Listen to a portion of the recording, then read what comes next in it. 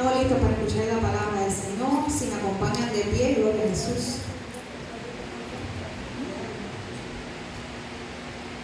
Lucas 18, capítulo 18, versículo 41. Lucas 18, 41. Y dice la palabra del Señor: ¿qué quieres que haga por ti? Y el Señor le dijo: quiero ver. Voy a repetir. ¿Qué quieres que haga por ti? Señor, le dijo, quiero ver. Dígale a este soldado: quiero ver. Quiero ver, dígale, quiero ver. Quiero ver. Vamos a ver qué nos dice el Señor en esta mañana. Padre, te adoramos, te bendecimos y te damos gloria a ti. Gracias, Señor, por el privilegio que tenemos de adorarte, de bendecirte y de tener tu palabra presta, Señor Jesús, lista para alimentarnos, oh Dios del cielo. Abre nuestra vida, abre nuestro entendimiento, Padre eterno, y deposita en el corazón esta tu palabra, Señor, de modo tal que produzca, oh Dios, en nuestra vida y en cada uno de mis hermanos. Te lo suplico en tu poderoso nombre, Jesús. Amén. Ya usted le dijo: quiero ver a su hermano. Ahora dígaselo al Señor. Dígale al Señor: quiero ver. Quiero ver. Muy bien, la historia que les voy a contar, aunque me enfoqué en este versículo que es el particular, ¿verdad? Y el peculiar, en el que vamos a estar enfocándonos, valga la redundancia, en esta mañana, se trata de una historia muy conocida, y que también la describe Marcos, capítulo 10. Y estoy hablándole de Bartimeo, ¿verdad? Es el nombre que le da y que identifica Marcos, aunque Lucas no identifica el nombre de esta persona. Y Lucas 18, la historia comienza en el versículo 35, nos relata que Jesús se estaba acercando a Jericó, ¿verdad? En medio de su ministerio, y estaba en la culminación, aunque para nosotros era la cúspide de su ministerio. Y era que ya Jesús había anunciado versos antes que su hora se estaba acercando, ¿verdad? Y que el Hijo del Hombre tenía que padecer en manos de otros. Así que él se acercaba a Jericó, cercano a Jerusalén. Y allí de camino estaba sentado un mendigo y ciego. Escúchalo bien. Mendigo y ciego. Tenía dos características que la sociedad en aquel momento rechazaba. ¿Y por qué lo rechazaba? Bueno, es que en medio de la teología, de la interpretación de la palabra que se daba en aquel entonces, se pensaba que aquella persona que recibía un castigo, como era estar ciego, era porque había abandonado o había sido castigado por Dios. Así que en medio de la sociedad habían tres tipos de personas rechazadas y abandonadas por la sociedad misma. Estaban los leprosos, en primer lugar, ¿verdad? Era esta enfermedad de la piel, que se le caían, ¿verdad? Las llagas que provocaban aquella enfermedad, se le caían los pedazos de piel, de oreja, de nariz. Era una enfermedad muy contagiosa y por lo tanto la sociedad estigmatizaba a esas personas y los echaba fuera de la sociedad como tal. Así que ya no podía estar cercano a su esposa, ya no podía estar cercano de sus hijos y mucho menos de la comunidad per se. Así que aquellos leprosos eran marcados a vivir fuera de la ciudad, fuera de su zona donde todos vivían, y eran alejados, abandonados incluso del templo. Y aquellos leprosos era tanto el estigma sobre ellos que ellos tenían que anunciar que ellos mismos eran inmundos si alguna persona sana se acercaba a ellos. Y otra tipo de persona estigmatizada en medio de esa sociedad eran las mujeres estériles, ¿verdad? No se consideraban hombres estériles, pero sí mujeres estériles, y aquellas personas eran categorizadas como castigo de Dios el hecho de que no pudieran ser madres en medio de la sociedad. Por lo tanto, también eran rechazadas por ellos. Y el tercer tipo de personas que eran estigmatizados por la sociedad eran los ciegos. Si una persona quedaba ciega, era producto de castigo de Dios por él mismo o por sus padres. En una ocasión los discípulos, ¿verdad?, se encuentran con un ciego y le preguntan a Jesús: ¿quién pecó, este o sus padres? Pero Jesús, ¿verdad?, y el pastor hizo referencia a ese evento el domingo pasado, en su misericordia y compasión le dijo: ni este ni sus padres, sino que esta situación es para que el Hijo de Dios sea glorificado. Así que eso rompía el paradigma, el pensamiento y la teología de la corriente que andaban por ahí, que decían que todo castigo, ¿verdad?, si tú eras leproso, si tú eras estéril, si tú eras ciego, si tú eras un mendigo, era producto de que Dios te castigaba. Cristo vino a romper con ese pensamiento. Así que el hecho de que usted y yo estemos pasando por momentos duros y difíciles no necesariamente significa que usted y yo hayamos provocado este evento. ¿Usted lo entendió? Esta carga ha estado en los hombros de hombres y mujeres por mucho tiempo, pensando que si algo malo me sucede es porque yo lo ocasiono.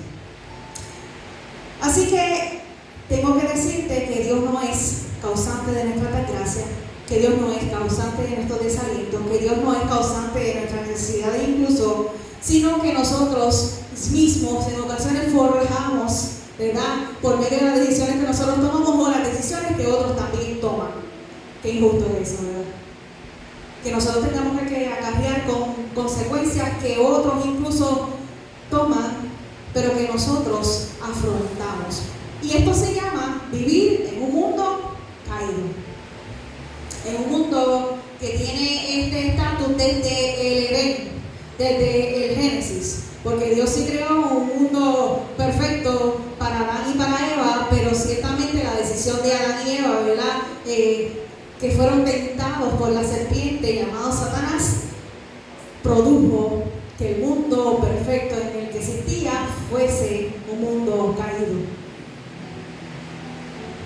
Estoy muy alta, estoy muy complicada. Así que los ojos del hombre y de la mujer de Dios se abrieron y entendieron que era el mal y que era el bien. Pero la naturaleza humana se inclina por el mal, a no ser que no nos aferremos al Espíritu Santo del Señor, como discutíamos esta mañana, para que nosotros pudiésemos elegir el bien. Pero ¿saben una cosa? Hay momentos en la vida del ser humano que nosotros no elegimos nuestro estado, que nuestras decisiones no son la consecuencia de lo que nosotros estamos viviendo. Y esto le pasaba a Bartimeo. Bartimeo era ciego y por tanto la sociedad lo estigmatizó, en algún momento lo alejó, lo rechazó, y ni siquiera su propia familia se podía hacer cargo de Bartimeo. ¿Y cómo nosotros lo sabemos? Bueno, porque Bartimeo estaba mendigando, estaba pidiendo, estaba como lo que vemos en las luces, ¿verdad?, pidiendo su pan de cada día, aunque los de las luces lo utilizan para otra situación. Este ciego estaba pidiendo para poder saciar sus necesidades básicas diariamente. Estaba sentado junto al camino y por allí se acercaba Jesús. Dice la Escritura que cuando Bartimeo, que su nombre significa hijo de Timeo, y Timeo irónicamente significa bendecido, aunque la realidad que estaba viviendo Bartimeo estaba bien lejos de ser una bendición. Cuando este ciego mendigo llamado Bartimeo escuchó la revuelta, escuchó el ruido, escuchó la multitud que se estaba acercando hasta donde él estaba, preguntó: ¿qué está pasando? ¿Qué es esto que yo estoy escuchando? ¿Qué es este revuelo que escucho no normal en mi cotidianidad de vida? Bartimeo estaba acostumbrado a estar allí sentado en el camino pidiendo a los que se dignaran en compadecerse de él, en los que lo miraran de reojo y tuvieran lástima por él. Pero en esta ocasión él escuchaba que una multitud se acercaba. Y entonces le respondieron: es Jesús de Nazaret el que está pasando por aquí. Y parecía que Bartimeo estaba en oscuridad, pero ciertamente su oído estaba muy presto, muy presto. Así que cuando escuchó el nombre de Jesús de Nazaret, entonces él escuchó y empezó a gritar: Jesús, hijo de David. Escúchame que a él nadie le dijo que Jesús era hijo de David.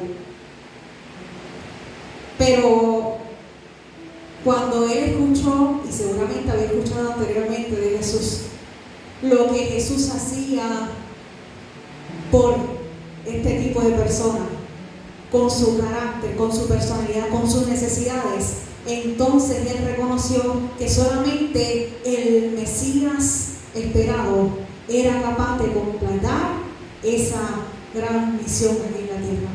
Así que los discípulos que estaban cercanos de Jesús para ya 3 años próximos, todavía no le decían ni le gritaban hijo de David, pero este mendigo, este ciego, en medio de su estado de necesidad, sí reconoció a aquel Jesús, hijo de David, que era un título mesiánico. ¿Y sabe lo que le gritó? Ten compasión de mí. Y aun cuando los que se estaban acercando le mandaron a callar, él no hizo caso a las fuertes críticas, sino que gritó más fuerte: hijo de David, ten compasión de mí. Y los próximos versículos son los pilares de este mensaje. Cuando Jesús lo oyó, se detuvo y ordenó que le trajeran. Una peculiaridad que vemos en este verso es que, aunque Jesús lo escuchó y aunque Jesús detuvo su marcha cercano al ciego y mendigo, Jesús tuvo que ordenar a que los que estaban cerca de él le trajeran.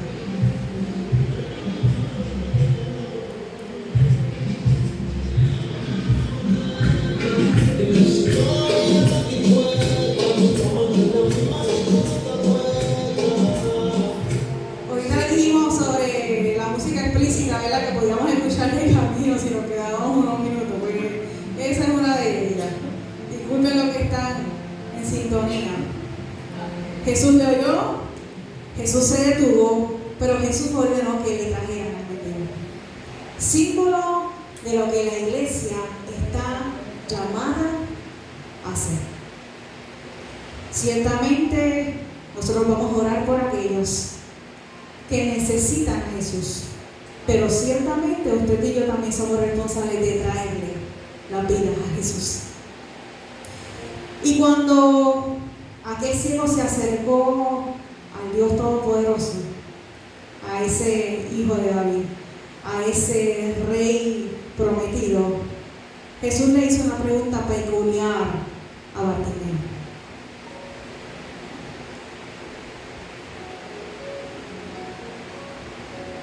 ¿Usted cree que Jesús no sabía la condición de Bartimeo? ¿Usted cree que Jesús no sabía qué necesitaba Bartimeo? Pero aún así, Jesús le hace una pregunta: ¿qué quieres que haga por ti? ¿Qué quieres que haga por ti?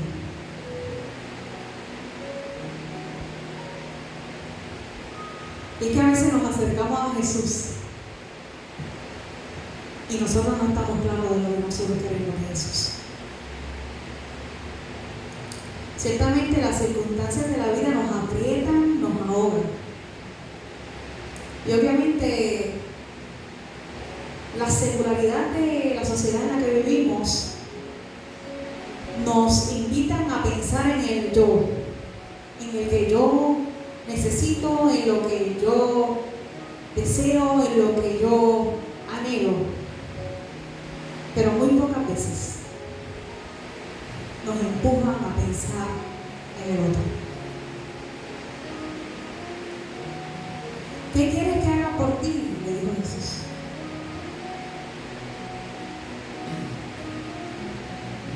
Y él le da un título de dominio, porque el hecho de que le llame Señor significa que aquel hombre estaba reconociendo que Jesús tenía dominio sobre él. ¿Te escucho bien? Esta mañana hablábamos de que le permitamos al Espíritu Santo tener dominio y guianza sobre nuestra vida. Y eso pasa cuando no solamente reconoces a Jesús como Salvador, que es que vas a ser sacado del castigo y puesto en la vida eterna, sino que puedes reconocerlo y que tienes que reconocerlo como el Señor de tu vida, que significa que Él es tu dueño y que todo lo que tú haces está regido por Él.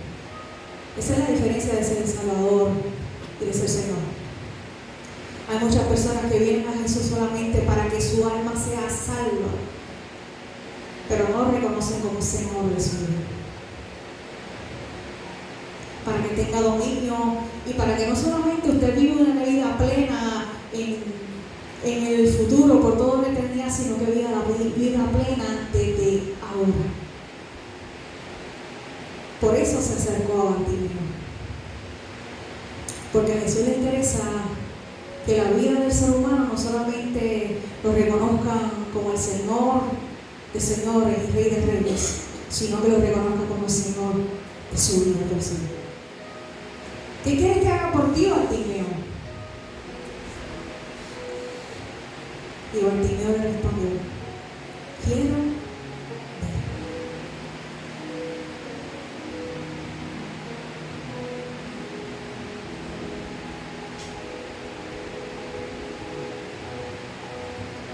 ¿Saben una cosa?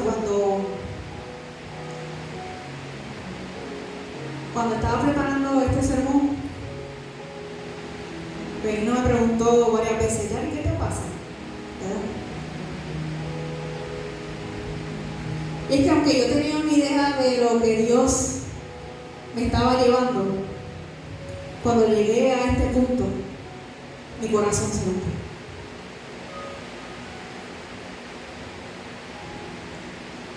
Porque estamos acostumbrados a pedirle a Dios dones y talentos.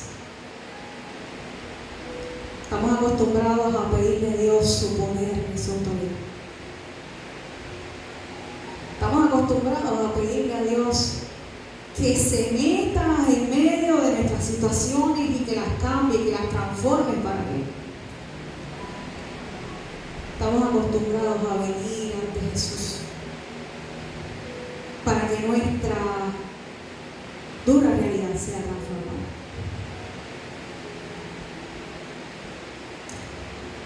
Pero cuando Bartimeo le dice a Jesús: quiero ver, se trataba mucho más allá de poder tener una vista natural. Y a eso me llevaba el Espíritu Santo mientras yo leía estas simples palabras: quiero ver. Leí un testimonio de un matrimonio creyente en la India.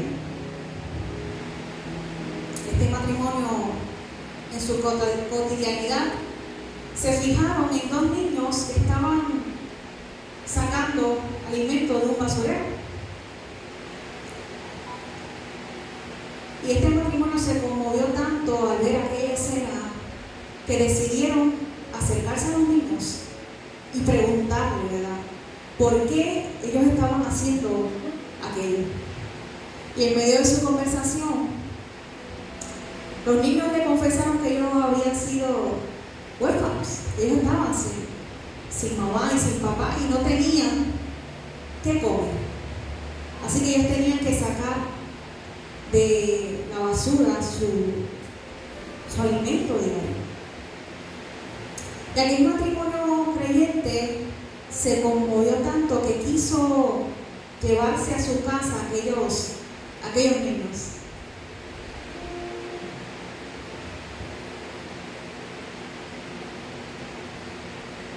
Pero lo sorprendente de esto es que esos niños que estaban pasando por necesidad y que tal vez su realidad estaba cambiando,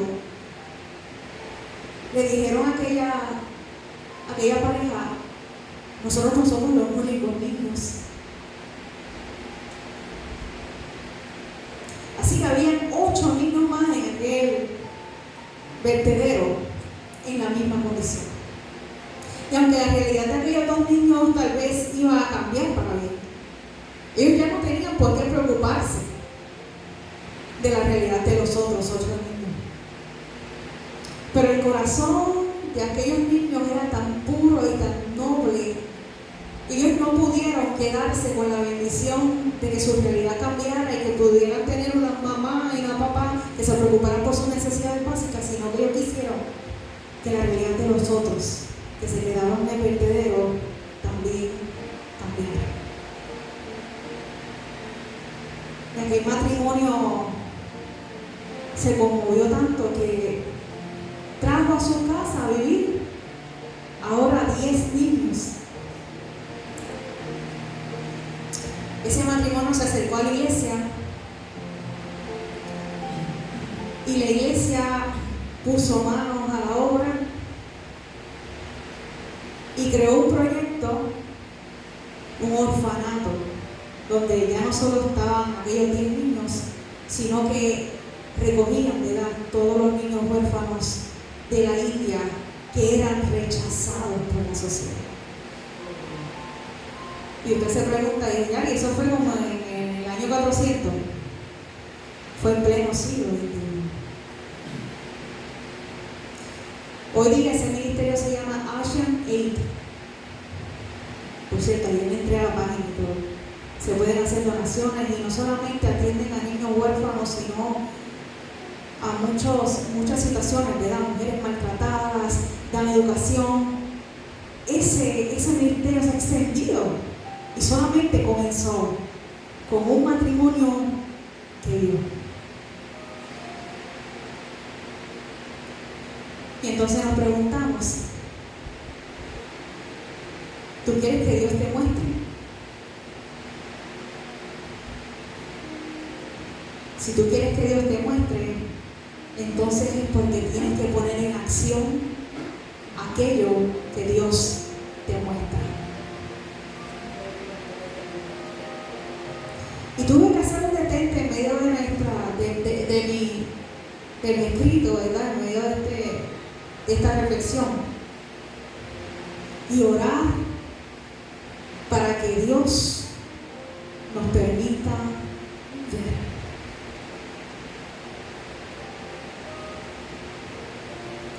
Ciertamente nos fascinan las profecías de lo que yo voy a hacer en el futuro, de lo que Dios va a hacer por mí, por medio de mí, de lo que Dios va a hacer por otros, de lo que estamos a punto de experimentar, ¿verdad?, en medio de los últimos tiempos.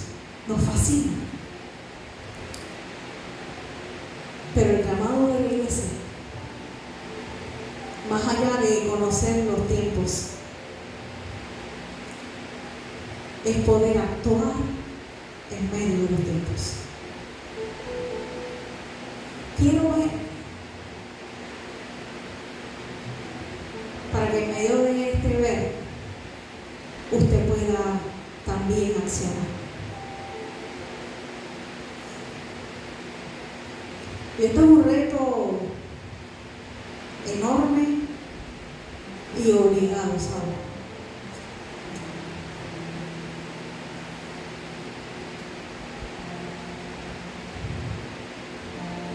Somos llamados a poder ver la necesidad y trabajar para cubrir la necesidad. Mateo 25, versos 31 al 46.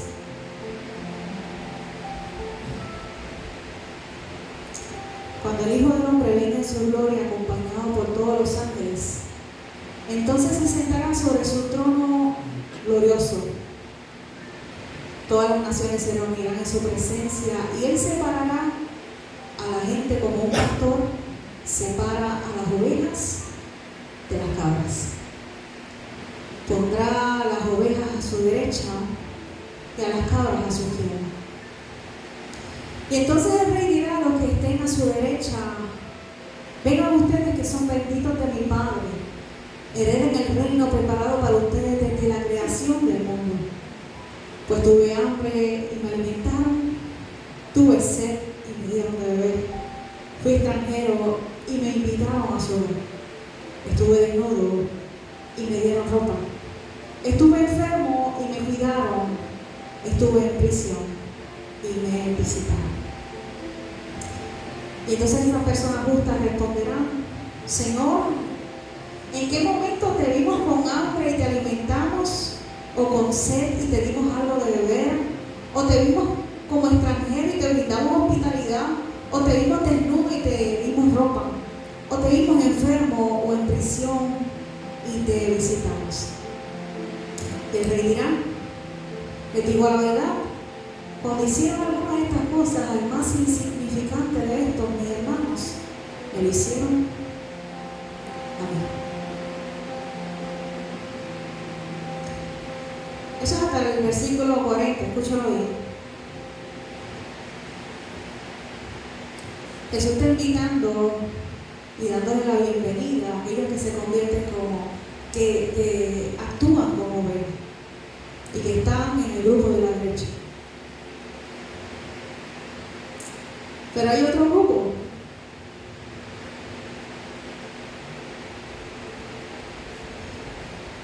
Verso 41. Luego el Rey se dirigía a los de la izquierda y dirá: fuera de aquí ustedes los malditos, al fuego eterno preparado para el diablo y sus demonios. ¿Preparado para qué? Para el diablo y sus demonios. Ciertamente existe el fuego eterno que no está preparado para la humanidad, pero que ciertamente la humanidad elige dónde está. A veces las personas preguntan: ¿cómo un Dios tan bueno puede preparar un fuego o un infierno? Ciertamente el infierno está creado no para ti ni para mí, pero tú eliges estar allí o no estar. ¿Escuchó? El fuego eterno está preparado para el diablo y sus demonios que se levantaron en contra de Dios y que hacen lo posible para que tú y yo también vayamos allí. Y el Rey se dirige a estos de la izquierda y le dice: fuera de aquí ustedes los malditos, al fuego eterno preparado para el diablo y sus demonios. Escuche bien por qué.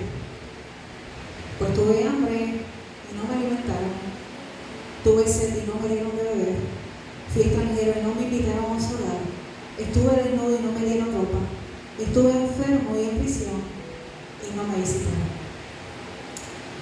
Entonces ellos responderán: Señor, ¿en qué momento te vimos con hambre o con sed o como extranjero o desnudo o enfermo o en prisión y no te ayudamos? Y él responderá: le digo la verdad, cuando se negaron a ayudar al más insignificante de estos, mis hermanos, se negaron a ayudarme a mí. Y ellos irán al castigo eterno, pero los justos entrarán en la vida eterna.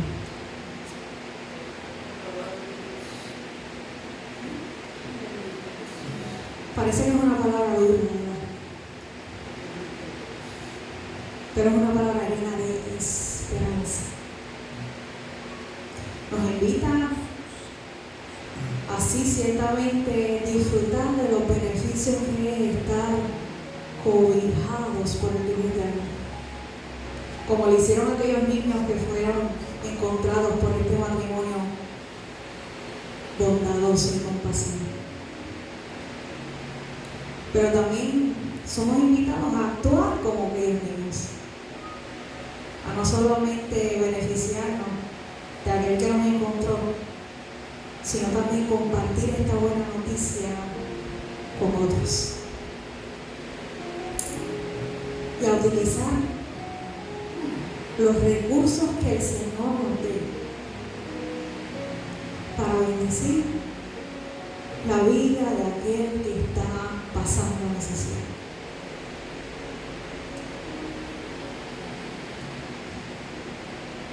El domingo pasado, cuando el pastor predicaba de esta oración de Jabes, que nos invitaba a aspirar y a orar por más, ensanchar nuestro territorio, a que Dios nos bendiga. Yo les decía que ciertamente era mi oración. Oro al Señor para que nos supla de sus recursos, no para engordarnos, no para tener una cuenta de banco volante, no para beneficiarnos a nosotros mismos, sino para compartir con otros. Así que le pido al Señor, quiero ver, Señor, de modo tal que si hay alguien en necesidad, yo no me haga de la vista larga, ni que la iglesia a la que yo pastoreo se haga de la vista larga, sino que nosotros podamos suplir la necesidad. Así que pídele al Señor allí donde estás. Padre, permíteme ver. Permíteme recibir la vista. Permíteme sincronizarme a tu mirar, Señor. Permíteme, Señor, ser instrumento tuyo en tus manos y comportarme, oh Dios, como tus hijos, como aquellas ovejas del grupo de la derecha, aquellas que si ven al hambriento le dan de comer, aquellas que si ven al enfermo le cuidan, aquellas que si ven al desnudo le visten, y aunque sea un vaso de agua le pueden brindar. Ciertamente Puerto Rico es una isla bendecida, pero aún en medio de la bendición que nos rodea, siempre hay necesidad. Así que pídale al Señor que nos abra las ventanas de los cielos y que nos bendiga abundantemente para hacer lo que nosotros hemos sido llamados, para que esta casa sea refugio, para que los que vengan tengan pan, tengan abrigo y tengan esperanza. Amén. ¿Qué tal si te pones de pie con el nombre de Jesús?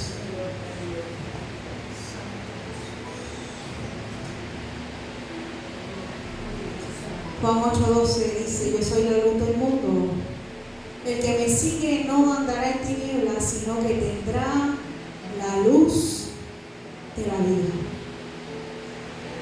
Ciertamente Bartimeo halló no solamente luz para sus ojos físicos, sino luz para sus ojos espirituales.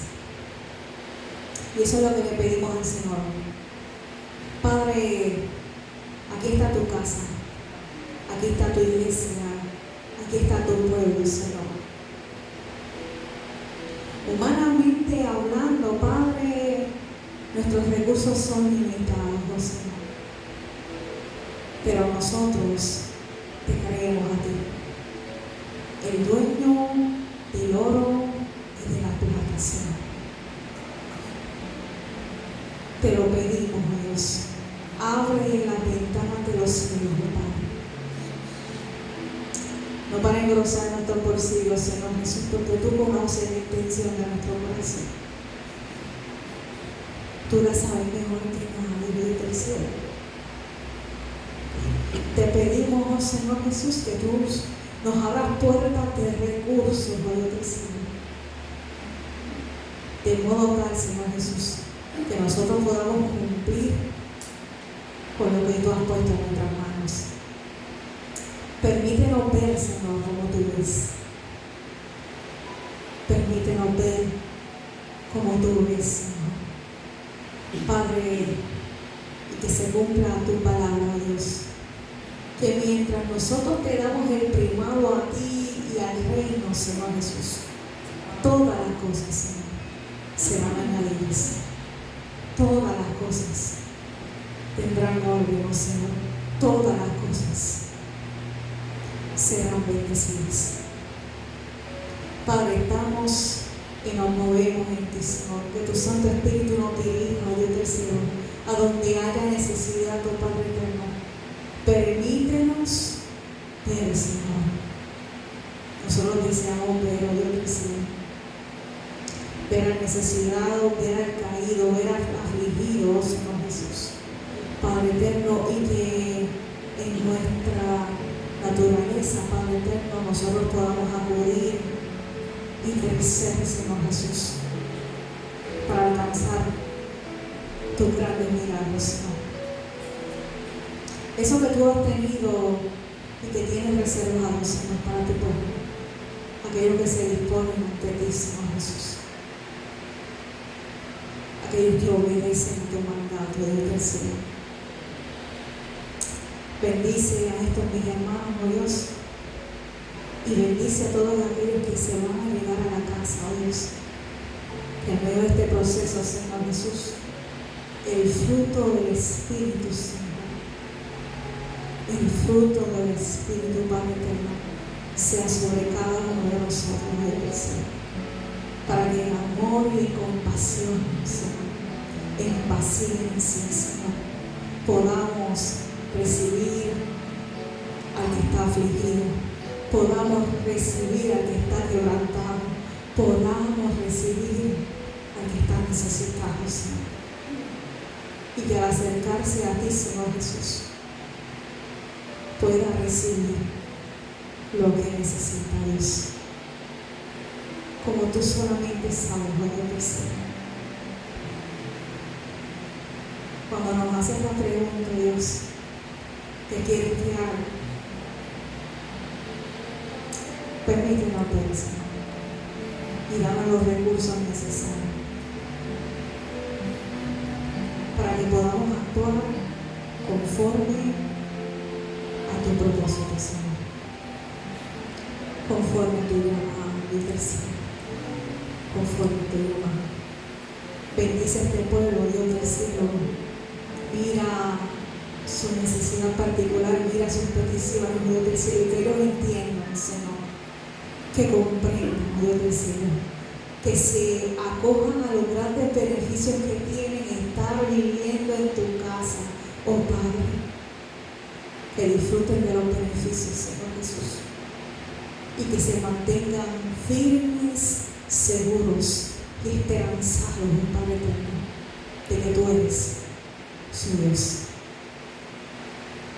Dale la fortaleza que necesitan, Padre, en fuerza física y en fuerza espiritual, Señor Jesús. Guarda sus emociones, Dios del cielo. Padre, reprendemos todo espíritu de desánimo, Dios del cielo. Dale las fuerzas tuyas, Señor Jesús. Dale las fuerzas tuyas, Dios del cielo. Que ellos puedan unirse, Señor Jesús. Unirse, Padre, que podamos estar prestos y preparados, Dios del cielo, para actuar conforme a tu voluntad. Te lo pedimos, Señor, a la gloria de tu nombre, oh Jesús. Amén. Amén.